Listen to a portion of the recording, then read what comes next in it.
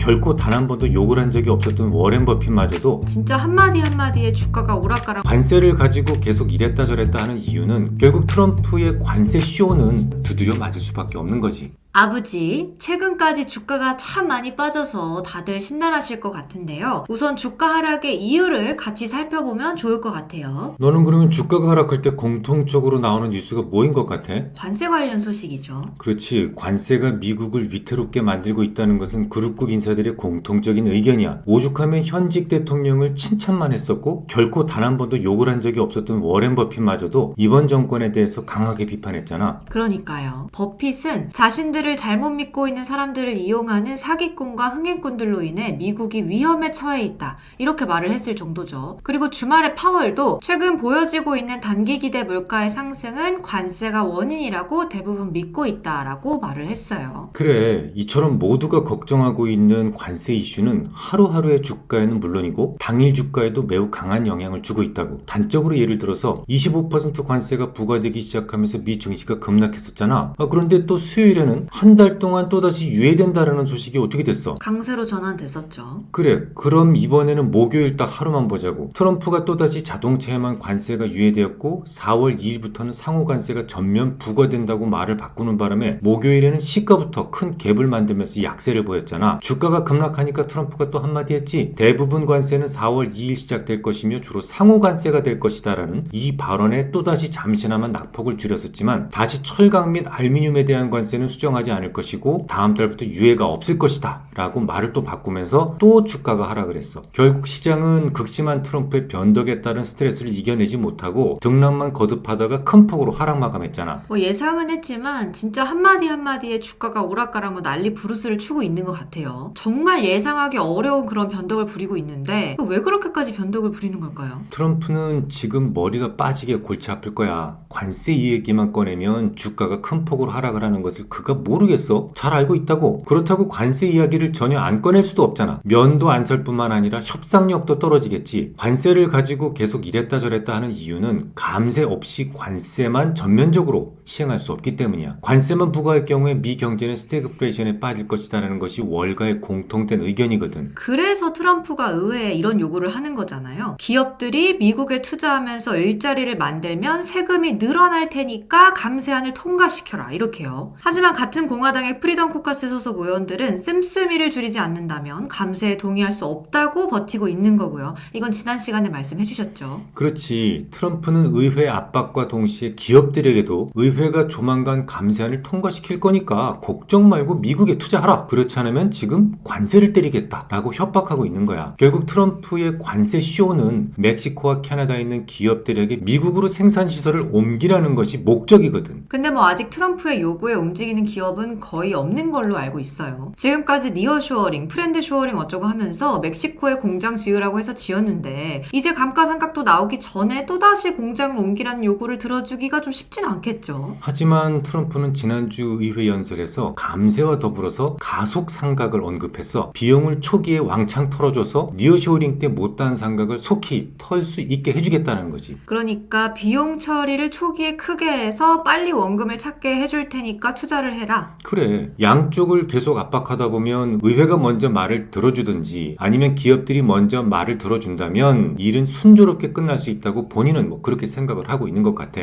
글쎄요. 그게 그렇게 압박한다고 될 문제인지는 잘 모르겠지만 아무튼 지금 문제는 오락가락하는 트럼프의 말에 계속 주가가 왔다 갔다 할 것인가 또 주가 반등의 시기는 언제가 될까 이 부분이 좀 가장 궁금한 부분이지 않을까 생각이 되네요. 누군가가 목을 틀어 쥐고 있으면 갑갑해지겠지. 숨을 제대로 쉬려면 목을 쥐고 있는 손이 풀려야 돼. 마찬가지로 관세 문제가 해소되어야만 제대로 된 반등을 주겠지. 관세 문제가 해소되어야만 한다면 현재 주가를 누르는 악재는 트럼프의 진짜 속마음, 그러니까 미국으로 공장을 옮기는 건데 그런 관세 부과는 앞으로도 계속해서 나올 수밖에 없다는 말이고 또 주가 반등도 한참 걸릴 수 있다는 말씀인 건가요?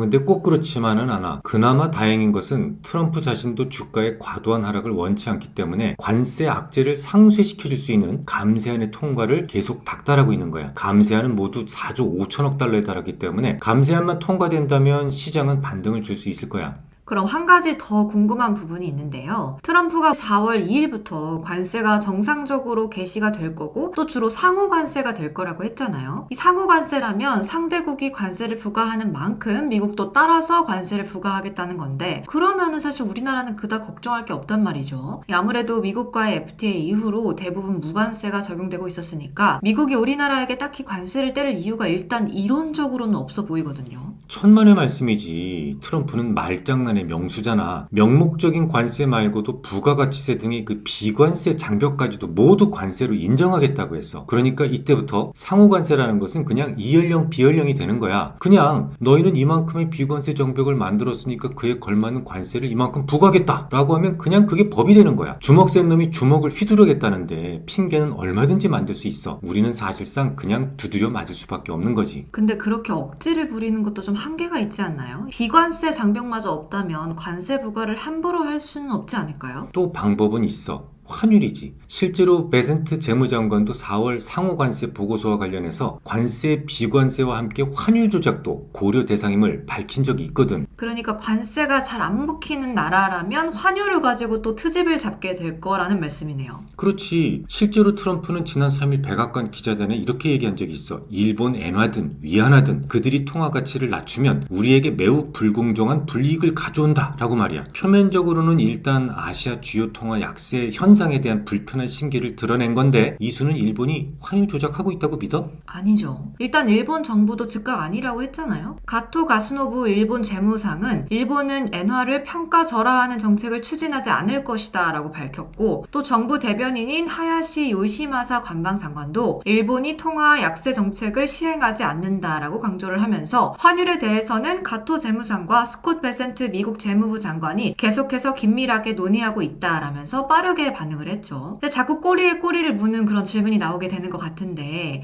이 환율로 시비를 건다는 건 그러니까 엔화나 위안화의 절하를 막겠다고 하면 그런 반대로 달러화의 절하를 추구하겠다는 건데 이 달러화의 절하가 지금 미국한테 유리한 건가요? 뭐 그럴 때도 있겠지. 하지만 지금은 아니야. 우선 달러와 약세가 급격히 진행될 경우에 관세와 더불어서 미국 내 수입 물가 압력을 높일 수 있거든. 지금 미국은 가뜩이나 이 물가 리스크 때문에 골머리를 앓고 있는데 달러까지 약해지면 그 감당을 어찌하려고. 게다가 달러 약세를 계속 추구한다고 하면 글로벌 자금도 미국을 떠나게 될걸? 생각해봐 이수야. 미국의 주식에 투자해서 5% 수익이 났는데 환차손이 마이너스 10%라면 어떻게 되는 거야? 마이너스 5% 순실이죠. 그래. 이수라면 이런 상황에서 미국에 투자하려는 마음이나 생기겠어? 그러니까 미국 입장에서 달러화의 약세를 계속 추구한다라는 것은 실질적으로 어려운 일이라고. 그러면 딱히 이득이 될 것 같지도 않은데 왜 트럼프가 달러 약세를 원한다고 했을까요? 아니 뭐 그냥 협상의 도구일 뿐이야. 근데 일본은 말도 잘 듣는 편이고 나름 하라는 대로 다 하는 나라인데 협상할 게 뭐가 또 있나요? 있지. 국채 매수 같은 거.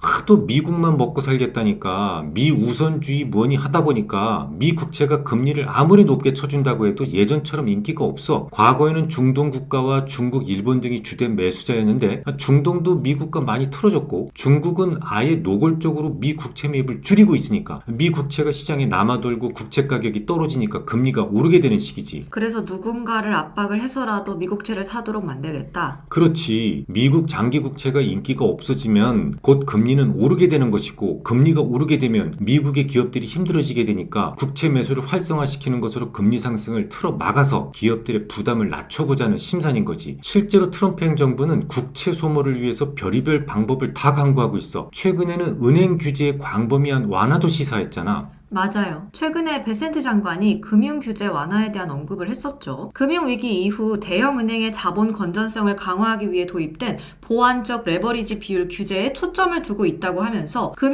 금융안전감독위원회를 활용해서 은행에 과도한 부담을 주는 금융규제를 변경하고 잘못된 감독 문화를 바로잡겠다 이렇게 얘기를 했었어요. 그래. 그 발언도 결국 장기 금리를 낮추고자 하는 일종의 꼼수야. 보완적 레버리지 비율을 낮추겠다는 것은 결국 은행들이 유용할 수 있는 현금을 늘리겠다는 거 아니야? 그 돈으로 뭐 하게? 미국 국채를 사라. 그렇지. 실제로 월가에서는 트럼프 행정부가 SLR 규제 완화를 통해서 대형 은행들의 미 국채 매입을 권고함으로써 미 국채 금리 하락을 유도할 것이다 라는 관측을 내놓고 있거든. 마찬가지로 일본에 대해서 말도 안 되는 그런 환율 압박을 하는 것도 결국 미국의 국채 매수 압력 수단으로 작용할 여지가 있다. 뭐 그런 말씀인 거네요. 그렇지. 신정부가 하는 행동들을 보면 장기 금리는 앞으로 박스권 안에서 움직일 것 같지? 관세로 인해서 장기 기대 인플레가 오르고 금리의 상승 모멘텀이 생기는 반면에 정부의 국채를 소모하고자 하는 노력 때문에 금리는 하락 압력도 동시에 생기는 셈이네요. 그렇지.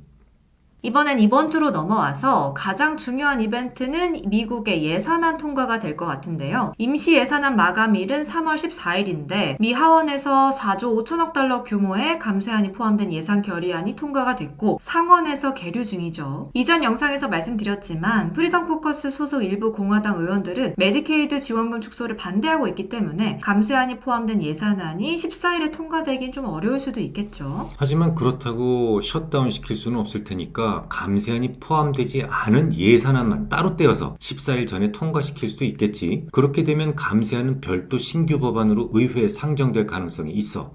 시간이 다소 걸리겠지만 만약 감세안이 언제고 통과된다면 관세로 인해 생긴 변동성을 어느 정도는 흡수할 수 있기 때문에 눈여겨봐야 될 거야. 그보다 앞서 3월 12일에는 미국 2월 소비자 물가지수가 발표될 예정인데요. 지난달에는 굉장히 서프라이즈한 발표가 있었죠. 시장 예상치가 0.3%였는데 0.5%로 발표가 됐었어요. 하지만 원로 연준이사는 지난 2월 연설에서 경제지표의 연초 데이터에 계절 조정 문제가 있을 수 있다고 지적하기도 했는데 아무튼 이번에 클리블랜드 연은은 전년 대비 2.8%, 전월 대비 0.2%를 전망하고 있어요. 이번에도 중요한 것은 잘 움직이지 않는 끈적끈적한 임대료가 되겠지. 그보다 선행지표라고 볼 수 있는 신규 임차인 임대료 지수의 하락세를 좀 감안한다면 둔화세가 이어질 것으로 보이기 때문에 이번에는 CPI가 지난번처럼 시장을 놀라게 할 것 같지는 않아. 같은 날 철강 알루미늄 관세 부과가 예정돼 있긴 한데 이미 이 뉴스와 관련해서는 여러 차례 예방주사를 맞았기 때문에 정작 12일에는 크게 변동성은 없을 것 같아.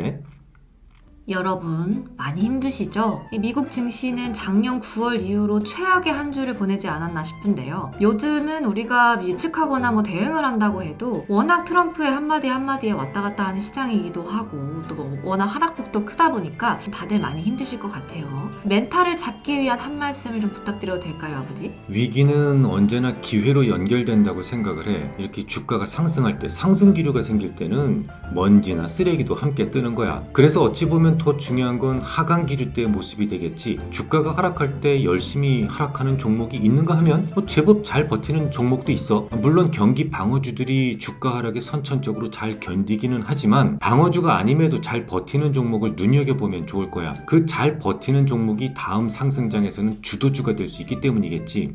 오늘부터는 속상해하기보다는 매의 눈으로 상대적으로 좀 잘 버티고 있는 종목들 골라보면 좋겠네요.